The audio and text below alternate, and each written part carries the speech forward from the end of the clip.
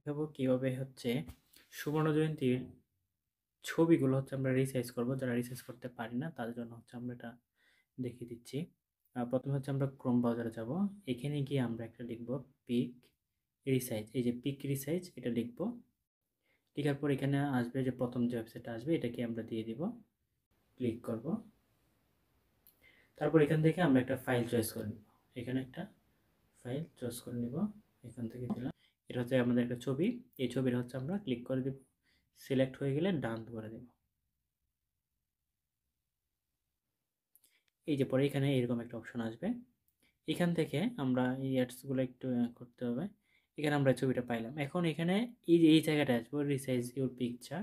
এখানে দেওয়া হচ্ছে 50% স্মলার। মানে আমরা ছবিটা যত আছে এটা থেকে 50%, কিন্তু আমাদের তো এক্স্যাক্টলি মাপ লাগবে। এই জন্য আমরা এখানে ক্লিক করবো কাস্টম সাইজ। তারপর হচ্ছে আমরা এখানে দিয়ে দিব। তাহলে আমাদের যত চাই তত আমরা দিতে পারবো। তাহলে এখানে সাইজ হচ্ছে 280 হচ্ছে ইন্টু হচ্ছে কত 350, 350, ঠিক আছে। এটা এটা দিয়ে দিব।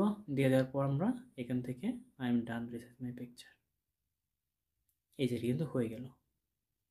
তখন আমরা এখান থেকে ডাউনলোড করে নিব। এই যে ডাউনলোড করে নিলাম, ওপেন। অর্থাৎ ওইখানে আমরা যে যে মাপ চাইবো ওই মাপের ছবি হচ্ছে আমরা এখানে পাবো। তারপর ওই ছবিটা আমরা হচ্ছে ওই ফর্মে দিয়ে দিতে পারবো। ধন্যবাদ সবাইকে। এই ওয়েবসাইটের মাধ্যমে যে কোনো ছবি যে কোনো রিসাইজ করে নিতে পারবেন।